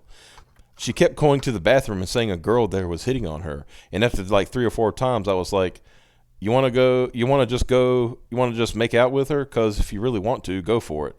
And she did this whole, no, I only want to be with you, blah, blah. And then kept going back to the bathroom. Later, she had a huge breakdown about how everyone hits on her and is so unfair and evil. Wow. Yeah, I'm so sure. Hold on a second. Hold on. I got to set it up. Okay, here's the cans. We got this, or there's the table. I'll move the mouse real quick just for a second. What the fuck? That's the Tiger Woods defense. Yeah. I'm a sex addict. Everyone hits on me too much. I am literally too sexy to yeah, exactly. Fuck that. Objection. Like do you know what this reminds me of? Mm-hmm. Do you know that type of person who's like they don't want to fuck you, but they also don't want you to fuck other people? Mm-hmm. This kind of seems like an offshoot of that. Yeah, but in her world, she's the only one that is fuckable. Yeah. I've seen Zoe Quinn naked, and that is like. Well, close your eyes, dude, or take the poster down. No, I was gonna say it. How desperate are these people? Now before we go, before we get too far, Well, have you seen these dudes? I mean, let's continue. And I really want to say, and this is him. This is still his words. Really want to say, like, maybe don't be as flirty then. But I knew that would be something she would freak out over. Instead, I said, maybe there's something we can do together to avoid these situations. And she freaks out on me anyway. Oh, my God. Got really angry at me. Said I was discounting her personal experience. What the fuck? In no way was I doing that. I was quite open to listening and trying to understand her personal experience. And then this guy says, God, like there's a genuine instance of victim blaming. Telling someone don't put out signals if you don't want to get hit on isn't one. That's true. That's true. I mean, we can all say, I think we can all agree, woman goes out in a sexy dress, that does not give you a right to go and start hitting on them, right? Woman spreads her legs, pulls her panties aside, and starts giving you those eyes. Giving you the come hithers. That's like, just because I'm doing all that doesn't mean I want to have sex. God, just airing out my bad. Oh no, we're at $4.99 now. We lost a fucking sub. Jesus. Wow. Indirect. Must have been a Zoe orbiter. Okay. In direct contrast to Quinn's statement, Holoka paints a very different picture of their time together in Winnipeg, suggesting that despite problems present in the relationship, he had been so infatuated with her that he had offered to pay for couples counseling to keep their relationship healthy. Oh my God. This man was Poor guy. This man was whipped. They were together for like a month to 2 months, and this is like this is the kind of thing you do when you're with somebody and it's been like 3 years, and But you have a lot more time and everything else invested into it. Being with somebody for like a couple months and then it don't work out, it's like, hey, it didn't work out. We're going to go separate ways. No problem. This is where you're effectively married to somebody. You just haven't gone through the format. Yeah. So when we first started being a thing, she came to Winnipeg, was living there at the time. She always in a bad situation. Something bad always happens, etc. That's true. She's always in the bad situation, right? Right off the bat, I was like so in love with her and so happy with the relationship that I suggested we go to couples counseling as like hey, this is really great. Let's keep it that way by having a neutral third party talk about stuff. And I offered to pay for it, and whatever cause I knew she was broke. Her response was, "Well, if you think you need that," and I was like, "No, this would be for both of us to talk about whatever is going on." Baka, I added that. And then he's like, "Well, if you think you need to do that," I'm like, "Oh God, she's a bitch." She seems to not understand what couples counseling is. Holoka also expressed that he felt those viewing what would have been the Gamergate controversy as an issue of simple sexism were mistaken, having first-hand experience with Quinn that contradicted the very public narrative. But it's clear case where I know people aren't really looking in the detail, because I was there. In a very similar situation like this, she's got serious issues and should be working on them if she wants respect. Like if you don't own your own shit. It's not easy to own your own shit, but that would be an amazing step she could take. And then this guy says, the thing is, no matter where she goes, abuse follows her. She is always the victim, never the perpetrator, and that's suspicious at best. And he says, so far, I've only seen her run into other messed up situations. However, Holoka expressed a dissatisfaction with her past relationship predates Quinn's 2014 controversies, eliminating the possibility that the conversation has stemmed from a bitterness towards Quinn's public stance or a need to sneakily cover his own abusive past. In simple terms, Holoka has no motive to mischaracterize the relationship he had with Quinn. He claims this in 2013 are consistent with the newly uncovered claims. And this is some tweets back and forth. To every non-depressed person, play it. I'm not giving you the option. You play it and you learn something, okay? And it's a link to Depression Quest. And he goes, wow. And he responded saying, can't wait for Pathological Liar Quest. And he got responded, you already played that, Alec. Co-op mode. Oof. Fuck. I got a game over pretty early. For what I hear, the game gets even worse if you keep playing. Yep, especially when you believe the lies. Yeah. So, quick little side tangent here. Zoe Quinn is listed as the only person who ever worked on Depression Quest. Huh. Wow. So more evidence that she's never worked on her own game by herself. Because we already know that, like, whoa, even if they went through a breakup, like technically you're supposed to credit anybody who worked on the project with you. Yeah. Yep. Yep. So anyway, where was it? Oh yeah. Most telling, Holoka was continuously apologetic towards the feminist cause. You idiot. At multiple points, pointing out that he himself is a feminist. Oh boy. Decrying sexism and lamenting the way the 2014 controversy was polarized by ideological interest groups. It's sick that MRAs latch onto this type of stuff and use it to as more sexism fuel. Yeah, but it's being perceived by feminists as one way and MRA douchebags as another way. And it says, I already got accused of being a secret feminist when I no, wait, that's a bit too far there, bros.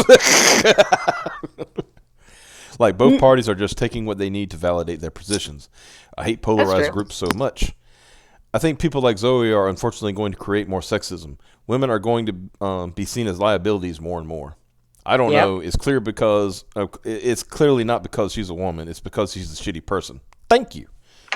I think I figured out who this other person is. Oh? Nostradamus. That's pretty good.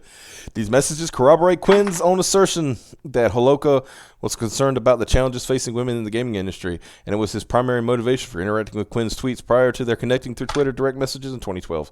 As stated in our September 8th exclusive, this new evidence is not completely exculpatory. It does not provide a complete picture of what happened between Zoe Quinn and Alice Holoka during their time together. They were living together in Winnipeg in 2012. It does, however, continue to call into question the credibility of the allegations made by Quinn against Holoka, and more importantly, demonstrates the tragic logic of guilty before being proven innocent. Once again, the post-millennial reached out to Zoe Quinn, but was unable to contact Quinn for comment at this time. Can you imagine that? So, hey, we've already verified these without you. Comment? Yeah. Yeah. So let's see. We got Chelsea Van Valkenburg, first of her name, the ungendered and undelivered, the unburned witch of Boston, slayer of men, the consort of many, speaker of women, slaver of the trans, crusher of games, destroyer of projects, devourer of funds, author of nothing, programmer of the void, crumbler of vertigo, aposomatic, confined in the north, horror of the Anderscene, terror of the east, the vengeance unfocused, uncreditor, and harbinger of liability.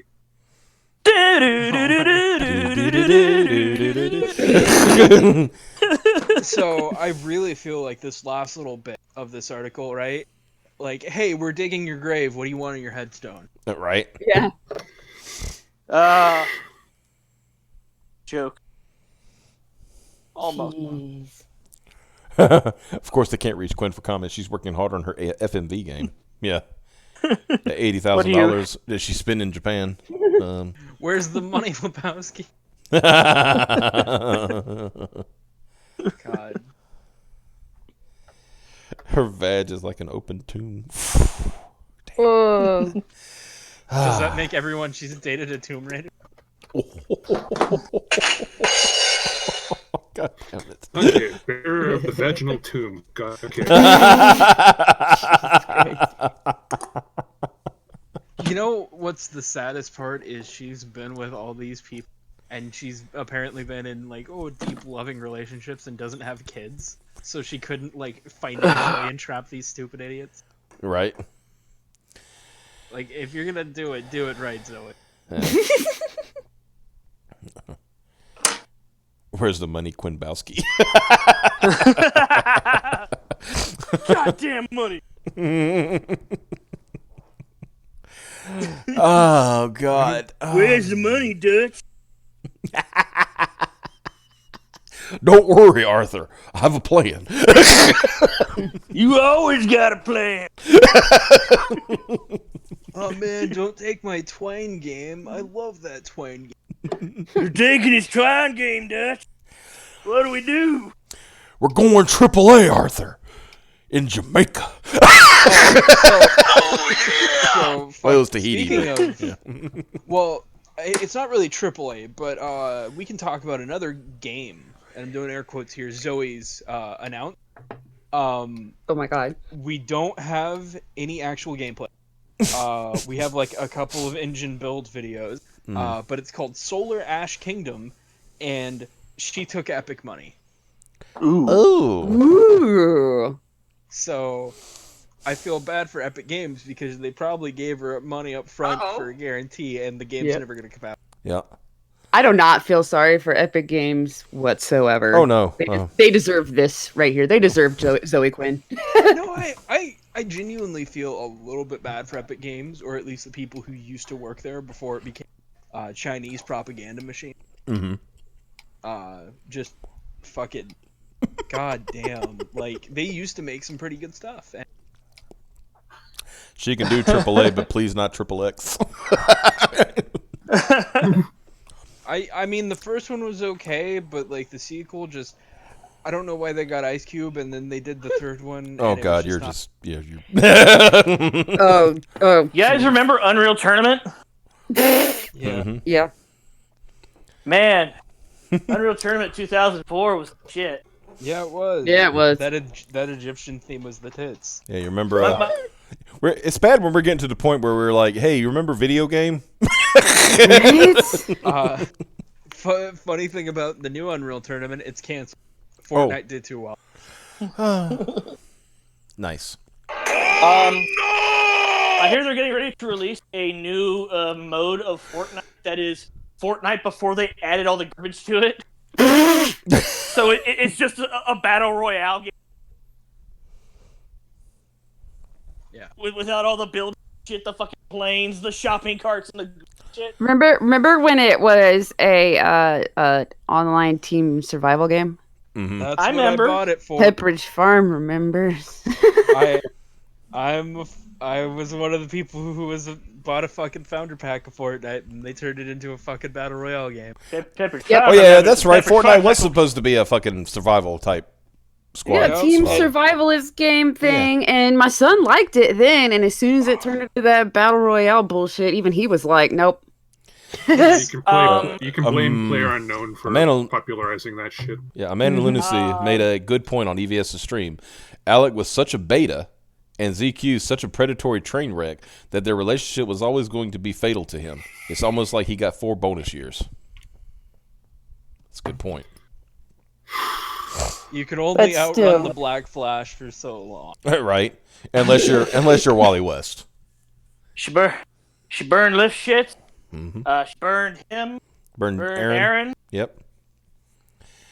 You know what's really funny? Here's the funny thing. She's gonna burn Here, let's do this. Zoe Quinn. Just doing a Zoe Quinn search. Well, this. Let's see. Let me log out of. I just want to make sure that what's actually being shown on Twitter is. So right now the top results are bounding in the comics article that was published today about her. Of course, her Wikipedia, her Twitter, and then the post millennials. I know your meme. Her website. Yep. Fucking RT picked this story up. Mm-hmm. Oh my! When you're the fucking she had an interview on C-SPAN over the recent kerfluff. Oh, look at this. It's from Salon. Gamergate is back because it never went away. Yeah, that's got the picture of her on C-SPAN. Zoe Quinn faces new round of attacks. Oh my god! Oh. There's a reason. Yeah. Jesus. I don't want now listen to sex. Oh wait! Oh, Mike! Look who wrote it. Don't tell me. Please don't tell me. Who is it? Amanda Marcotte. Oh no! Once again, Zoe Quinn calling her favors. Yep. Because I just looking at the first paragraph. 5 years ago, an angry young man who was furious about being dumped by his game developer X wrote a blog full of all kinds of sexualized accusations abusive men make when trying to ruin women's lives. He dumped her. Right? Isn't that how it went, Mike? Yeah. Yeah. Yeah, he dumped her. He dumped her, and then but she was so fucking toxic, and he was so. I mean, I think wasn't he? I mean, if I remember, Aaron was suicidal because of her. Mm-hmm. I mean, Aaron wasn't exactly the most stable person in the world anyway. I'm not trying to dog on the guy, but Aaron's a beta. Yeah, I mean, he dated Zoe Quinn. So. Yeah, he's a nice guy, but he's a beta. Yeah, Aaron is definitely a beta. So but that's just the way he is, and that's just what it is. But this most particular illness is metastasized in what will be soon known as Gamergate, a massive online harassment campaign. EVS made a good point earlier. What the hell is an online harassment campaign? Good question. How do you define online harassment campaign? How do you define harassment? Yeah. Remember, there's a lot of definitions of harassment. Mm-hmm. Didn't fucking Ronald or fucking Soye say that Vic Mignogna is the definition of harassment? Yeah. Literal definition of harassment. It's like, oh. No. So, just people were spamming Vic Mignogna pictures at Zoe Quinn? Why do people keep sending me pictures of this handsome manlet? I don't understand. Yeah, as much as we like Vic here, he is a short man. he's a little dude. He's a little tiny man. I mean, for like I said, for 50-some years old, very well put together, tiny man, but still a tiny man. Yeah, it's like she killed a fucking guy. He wrote it in a long. He wrote it a long time before the allegations. Idiot. Yeah, exactly. Like, because if I remember, he wrote the Zoe post and he tried to shop it around to different places. Am I correct, Mike? I think that's how the timeline went. He tried first. He went to, I think it was the Penny Arcade forums. Tried there, and then they banned it. They banned him. Then he tried somewhere else. Then they banned it. He went to 4chan, and they banned him. Jesus. 4chan banned him. That's what started the 4chan X. Yeah, That's true. yeah. And because of that, the users threw up a riot and they said, "Fine, fuck you. You have one thread of it, and then fuck off." Mm-hmm. And we had one thread of it. And even then, eventually, we were waiting for fucking Moot to come back to try and Straighten it out. straighten this out. And it turns out that he got compromised and cucked. Yeah. Mm-hmm. Yeah, he went to that cult meeting they go to every once in a while. The fucking, what is it? Say Execution was there. I say he went to the Build-A-Bear.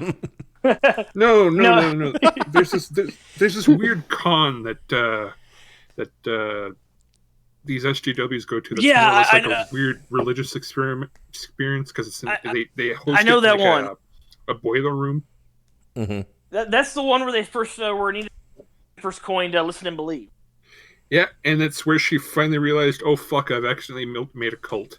Like that venture capitalist. Yeah, I just can't remember the name of it, but I know exactly what you're talking about because I remember those banners. She had the whole thing behind her that said "Listen and Believe." If I remember correctly, Leigh Alexander spoke before that. Yeah. And talked about how she screwed her publisher out of her book deal because she published it online, by herself. Mm-hmm. Yep. Online harassment campaign. A lot of normal people disagreeing with a crazy SJW, hot take in close temporal proximity. That's, Burning Man. No, it's not Burning Man. It's not Burning Man. What was it? What happened next has been documented in my 2018 book Troll Nation, as well as earlier this month in a 5th anniversary package at the New York Times. Gamergate continued to expand, growing beyond a game-centric scandal into a larger movement with white male resentment, which in turn helped lift Donald Trump into office. XOXO Festival. XOXO, that's right, yeah. So, Zoe, just remember. Oh my God! If I ever met Zoe Quinn face to face, I would say thank you for Donald Trump. Couldn't have done it without you. Couldn't have done it without you, babe. Thank you for 8 years of memes. Yeah. I like how like the majority of this article is the writer trying to sell her shit. Yeah. Yeah. Also, Zoe, if you're gonna have your friends run fucking defense for you, maybe you should have them say that because Trump got elected. Yeah. But Gamergate going big time didn't mean it went away. 5 years on, the whole thing may be gearing up again because the person who was the original target of an angry ex-boyfriend, game developer Zoe Quinn, has come out with another accusation, this time against Alan Holaka, a game developer who has worked on a project like Night in the Woods and Aquaria. Tuesday morning, I'm trying to see if they actually talk about him committing suicide, or I don't think, had he committed suicide at this point? Maybe, because it all happened so fast. Yeah. It's possible that it was same day, but catch it. Oh my God! Look at this bullshit! It is worth noting that the man who started all this, Joni, was unmistakably abusive. There's simply no other way to describe writing a blog post designed to whip up thousands of trolls into a harassment frenzy as a way to punish someone for dumping you. No. Wow. No. The man published the chat logs that shows she admitted cheating on him, and by her own definition, rape. Yep. And on top of that, it wasn't about that. He was tired of people running interference for that bitch for all these years. And he was saying, hey, people, she's not what you think she is. VidCon. That's what it was, VidCon. VidCon, isn't that the YouTube? That's the YouTube convention. It was XOXO Festival. VidCon with Anita was the one where she she ruined Peggy or some shit like that. Oh my God, yeah. But VidCon was, that was the one with Moot went and did gay shit. She broke Boog. Yeah. Yeah. But there were different years of VidCon. So it was another year where she, shit on Boogie. I think that was, what was the one year? Was it a VidCon where she told Sargon he was a garbage human? Yeah. Yeah. Yeah. It was the same year that she was on stage with Boogie. Mm-hmm. Yeah, and called him... Anita Sarkeesian just sitting there, all of a sudden she just verbally assaults people in the audience, sitting there minding their own business. Another insidious talking point ginned up by Gamergaters was that Quinn must be doing this for attention.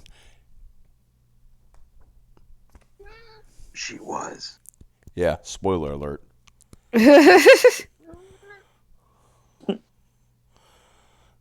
I'm trying to see. Yeah, there is no mention of... Amanda, she burns people when they're not useful anymore. Kicks in for attention. Look at all the shit she ropes into this at the end. We see this cycle on a national scale. Trump won in 2016, largely because communities like Gamergate saw him as a way to shut down the internet-aided rise of feminism, Black Lives Matter, and other social justice movements. But Trump's win gave rise to the Women's March and eventually to the Me Too movement, as more women, angry that a professed sexual predator was in the White House, felt the need to speak out. The latest dust-up over Quinn's yet another reminder that the focus of progressive and reactionary politics continues to be locked in a struggle with no real way yet to guess what will eventually prevail. Oh my God. Yes, but what has the Me Too movement really accomplished? Yeah, it's managed to take down a couple of monsters that really fucking deserved it, and also made it so that nobody will mentor women in the workplace ever again. Mm-hmm. But Right? those monsters, can you tell me what political affiliation they have? Most of them were very, very lucrative Democratic contributors, if I remember correctly. I'm willing to bet they also were frequent visitors to a certain private island. Oh, yeah. One second. Did y'all see the title of her fucking book? What, Crash Override? No. Oh, wait a minute. Okay, guys, find me the exact date when Alex suicide, when his suicide. I think it was the 28th. I want to make sure of something. Do you think it was the same day? I'm saying that August 31st. 31st. Okay, so it was 3 days later that Okay, so she wrote this on the 28th. I think Quinn, her thing was the 27th, is when she came out with the post. Mm-hmm. And then the 31st. Yeah, this is Niche Gamer wrote. He Alec dies after Zoe Quinn accusations. Mm-hmm. Zoe Quinn is a terrible person. Zoe Quinn has got an IMDb page. Ugh. Zoe Quinn's Gamergate I thought Wiki. you actually had to be in things to get an IMDb page. She was briefly in a game jam, if I remember correctly, that she managed to crash. Oh, the one with Polaris John Game Tron. Jam. Yeah, but she was also on that one. Remember that indie thing we watched, Mike, that one night to meme on it? The one where I was counting How many black people are in it? Yeah. the seconds of time that they spent on black people. Yeah, versus the pasties. Yeah. Oh, look, there's her Patreon. By the way, right after this happened, Zoe Quinn took down the amount of money she was making from her patrons. Yeah. She was only making like $1,200 a month, which is not enough to live where she lived. Nope. Okay, so going through her IMDb, which is supposed to be for film, right? Yeah. She's a producer on 6 things. FIFA 2003, 2002 FIFA World Cup, NBA Live 2001, NBA Live 2000, NBA Live 99, NBA Live 97. Producer? Yes. Now, I think, let's be clear here. There's a thing called associate producer. Oh, she is. Okay, she was an associate producer on 3 of them and a localization producer for the rest. And usually that means that they go grab coffee. Okay. That doesn't mean they're like involved that deeply in development or anything like that. Okay. She is a writer on 3 games. Project Tingler, which is currently still in filming. Framed, which I've never heard about, and Depression Quest. Let's see. Miscellaneous Crew, Depression Quest, coding as Zoe Quinn, game designer as Zoe Quinn.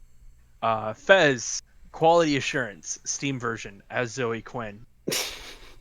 FIFA Football 2005, video game production team. So basically, she sucked a lot of dicks so that people would put her name on stuff. Yeah. Actress, 3 credits. 2064 Read Only Memories, Jazz Punk, Aftermath. She does voices in those. Those are games for friends. Oh. Art department, Depression Quest. Still photographer. Thanks, 2 credits. Tropes versus Women in Video Game, which is mislabeled as a TV series documentary. Wow. Only a special thanks in 1 episode, Women as a Reward. And Jazz Punk. Special thanks to Zoe Quinn. Fucking self credit. Game Engine TV series. Herself, Human Fall Flat, and guest Zoe Quinn. I'm guessing that's the name of the episode. Game Loading Rise of the Indies as herself, Zoe Quinn. It's another documentary. And Ronan Farrow Daily TV series. That was the interview she did on MSNBC. Okay. Yeah, I remember that one.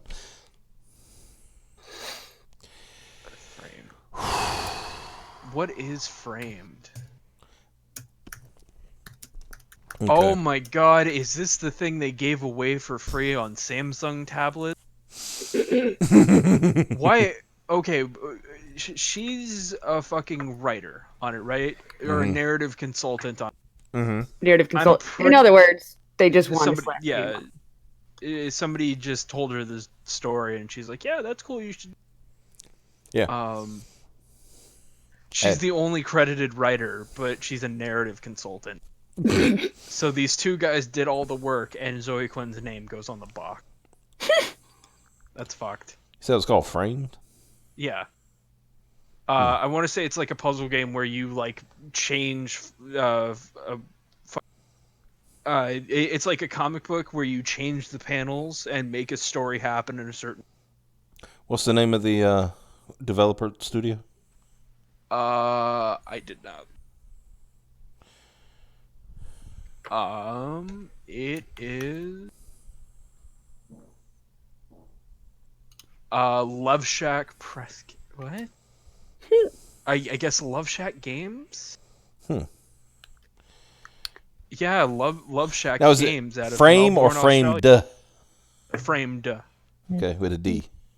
Yeah. Not frames, you idiot. Let's see. They made Framed 2 and Framed Collection. Zoe Quinn did not help with Framed 2. Yeah, I've seen Frame, but I'm seeing Noodle Cake Studios Inc. Huh. Yeah. Because I'm on the website right now, and it's like by Love Shack. Mm-hmm. So I don't know. Looks like a noir. Is it noir? Yeah. Okay. I mean, it doesn't look all that impressive, in all honesty. It's not. Like literally, they gave it away for free when you bought like a new Samsung tablet. Now, I love the tale of two reviews. Okay, this Liz Hensley on 6.2. Best game I ever played and good graphics. Wish you made more games like this. I played all the Frame games and they are good. And then this one, boring, repetitive. Both story and gameplay failed to live up to the promise of the trailer. Like Nice. complete opposite fucking reviews. Fucking annihilated. Yeah, fucking from orbit. Like,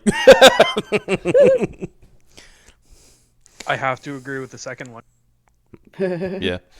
As having played both of them, it's really fucking repetitive. Somebody started Operation British and dropped a colony on the.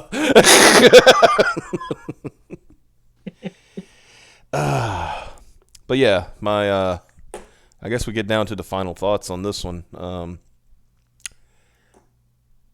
I hope people take to heart what's been said here. I'm going to be completely honest. I don't usually advocate for anybody losing their jobs or losing their contracts or anything like that. If Marvel is smart, they will part ways with this bitch as quickly as fucking possible. And remove whatever story, if she's already written it or whoever written it in her name, remove it immediately. It is not worth the headache that you're going to have. This person is in no way, shape, or form should be elevated to any kind of public notoriety. This person is a disgusting human being. There is no redemption. There is nothing that she can do to try to repair what she has done. She drove a man to suicide. Okay? Let's not beat around the bush about it. You can say, oh, he was a piece of shit. Okay, fine. She knew he was suicidal. She came out with accusations. 2 days later, 3 days later, man's dead. I don't need to be a rocket scientist to figure out the correlations. Now, you can call it Gamergate 2, or you can call it, Me Too, this, that, the other, blah, blah, blah. You know what? You go right ahead. If you want to stand up for a piece of human filth like this, go right ahead. Because guess what I'm going to do? I'm going to lump you in with that piece of human filth. Because if you defend a piece of human filth, you are also a fucking piece of human filth. Preach. Any other words? I've got some. Go ahead. Oh. The Piper. No, go for it. Yeah. I actually think she does deserve notoriety, but notoriety for being a pathological lying piece of shit, and a warning to anybody else. She we should need be J. Jonah Jameson to make her ass infamous. Yeah. I mean, at this point, if people do not understand that they've been played multiple times. Mm-hmm. She should be tied to a masthead. They're fucking retarded. She should be tied to the masthead of the tallest ship in the world and displayed for everybody to see for what she is. Right? Yeah. Yeah. She definitely deserves, and anybody backing up her stuff, they deserve notoriety too. Yeah. For you know, being just this as is shitty. the one time that I will say, absolutely, if anybody's defending this garbage, put them in it. Let them own it. Amanda This is your Marcotte. home now. Yeah, Amanda Marcotte is just as culpable because she defends this piece of crap. Yeah. 100%. I can only assume that anybody that would actually, you know, like Zoe at this point are people that are like-minded. Yep. So, and that's bad. At this point, anybody that, you know, believed her for the Gamergate stuff, you know, it's one of those fool me once kind of things. So, you know, at this point, people are owed an apology, honestly. Some dudes are owed an apology for everybody believing this pathological liar. And see what their little game with her has freaking led to. Like, this is the person that you hoisted up. Right? This is the person that you hoisted up. This is the person that you wanted to be the name. You wanted this to be the feminist icon of indie games or video games or whatever the fuck. And now she's working at fucking Marvel, DC, IDW, comic book places. Really? Guys, CB Cebulski, owners of IDW, Dan DiDio, do yourselves a favor and cut up that contract immediately. You're going to have a bad time. I guarantee you're going to lose some personnel over this. You're going to burn them. Because I'm going to tell you something. Like I said, I don't usually advocate this, right? But if that story comes out with her name on it in a Marvel comic, I will use every bit of power, broadcasting power, or whatever I've got to tie Marvel Comics to Zoe Quinn in perpetuity.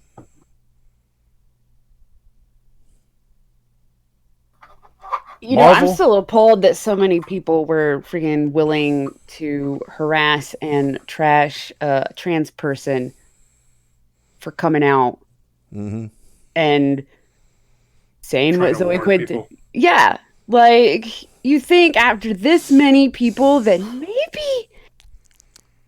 maybe you guys are fucking stupid? Yeah. But like I said, if Marvel goes through with this, if IDW goes through with their story, if they do that, I will not rest until it is known. Oh yeah, you remember when Marvel hired that girl that made the guy kill himself? Remember that girl? Remember when Marvel did that? I want that to be remembered for the next 30 years. Yeah, because she decided she was lacking in attention and needed to randomly that publicly. And like I said, will not rest. I will make it my life's fucking mission to tie Marvel to Zoe Quinn in perpetuity. You were gonna say something, Raptro? Yeah, shout out to the creator of Don't Shit Your Pants because he's never made anybody kill themselves. Right? Now, just a brief little thing. Okay, when I hear people, and I saw this today,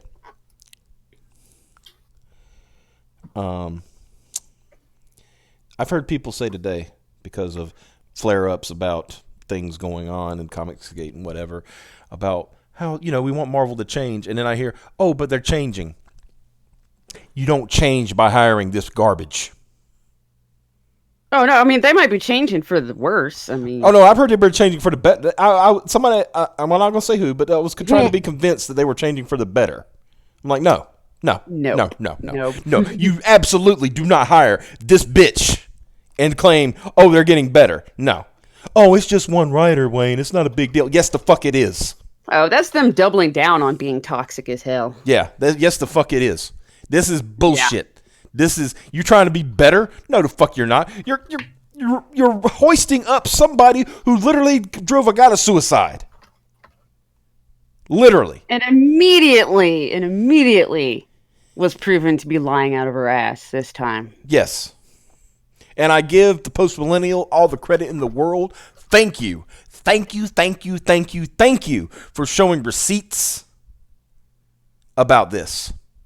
Ace detective work. Yes. Good job. I can't help but notice that Amanda person could not. All she Right. could do was link to her own books. Buy So, my book. buy my book. Just Yeah. like I wrote in this book. You know, like, okay, you're citing yourself. Yeah. Yeah, when SJW Well- gets in, it's an automatic infestation. That is true. However, I can't think of anybody who currently works at Marvel who has driven somebody to suicide except for Zoe Quinn. Yep. Chelsea Van Valkenburg, first ever name, the ungendered and undelivered, the unburnt witch of Boston, slayer of men, the consort of many, speaker of women, slaver of the trans, crasher of games, destroyer of projects, devourer of funds, author of nothing, programmer of the void, crumbler of vertigo, aposomatic, confined in the north, horror of the indie scene, terror of the east, the vengeance unfocused, uncreditor, harbinger of liability, bearer of the vaginal tomb, gopher of coffee, and ultimately all unworthy of attention. Yep. I want a reading. I want Mike to do a reading, and then I want it dubbed over the Game of Thrones. So, opening. Okay. Also, Channel Jorb, the video I mentioned. Yeah, shout out to Channel Jorb for getting all that information and putting it out there. But yeah. Still. Any more farting? Any more parting thoughts? Wow. It's getting late. Farting parts, huh? It's fucking 12:04. Give me a break. Yeah. Any more parting thoughts? She can't keep getting away with it. I mean, that's true, and I'm hoping that this is the end. You know? So, are we sure Liefeld doesn't have a body count? Like, not on purpose, but more of they hire me, they hire that mess and not me sort of thing, like Cab. Oof. Damn. Cab Ooh, I do have one more thought. Okay. Cab always getting dunked on, but go ahead. Also, this here is another example of why the lawsuits going on with Mark Waid and Vic's lawsuit are so important. Yep. Because everybody's been having a field day, randomly doing what Zoe has been living off of doing. You know what? You bring up an excellent point, if you don't mind me taking that for a second. No, that's fine.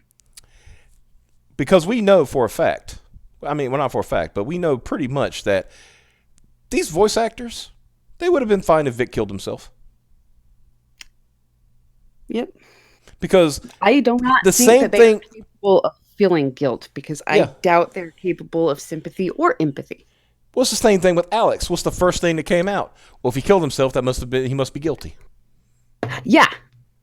That's fucking, these people are not okay. Yeah. They're not And then human. his sister. They don't have human his emotions. fucking sister, his family, his flesh and blood, sympathizing with Zoe? Couldn't even have his back.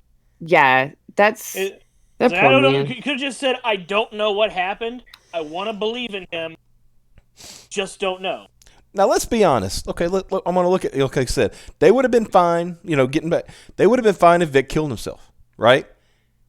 Yeah. They would have been fine if somebody killed Zach. They've labeled him a Nazi. They live on a white supremacist. Yeah, so somebody so if somebody's like, what if somebody acted on that? Yeah, exactly. That's what they want. They would have been all over social media being smug and patting them. Look at Mark Waid. He's talking about, like, if you say Richard St. Meyer in the at this convention, you find me and I'm going to have a talking to with him. Yeah. You bring him to me. Yeah. So I could put him on his neck. He would have been in front of everyone. Yeah, I would have loved to seen that confrontation of you stepping up to a former Marine. I want to see it, Mark. Yeah. I really, really, really, really, really want to see you step to a former Marine. I want. What's Mark going to do? Throw a temper tantrum in front of him? What I think is going to happen, Wade hit him, Zach moved. Wade would hit him a couple more times, and then Zach would punch him once. He'd go down and say, "Oh, so we're fighting, right?" Yeah, exactly. And Wade was like, "What did you hit me for?" Blow it out. Hit me like Wade's all talk. He would throw a tantrum that, oh crap, he's in front of me. throw a tantrum that he's here. He's being threatening. Where? Where? But like I said, they wouldn't have batted an eye if somebody had killed Richard. They wouldn't have batted an eye if Vic killed himself. You know? They would have pat themselves on the back. Oh, we got rid of another one. Got him. I would definitely keep your eyes on Chuck Huber and make sure you're constantly sending him streams of positive reinforcement because he exposed a lot of stuff, and it doesn't matter that those people are going to be probably going to be gone soon. Mm-hmm. They're not going to let him did it. Yeah, and so definitely sending him positive vibes, or they're going to try and burn. I will say this because Vic made a comment on a little video stream the other day, talking to his fans about possibly opening his own animations or his own dubbing studio. Vic, do it. Do it. If you need to crowdfund it, I'm sure there are hundreds of thousands of people who would be glad to donate to that.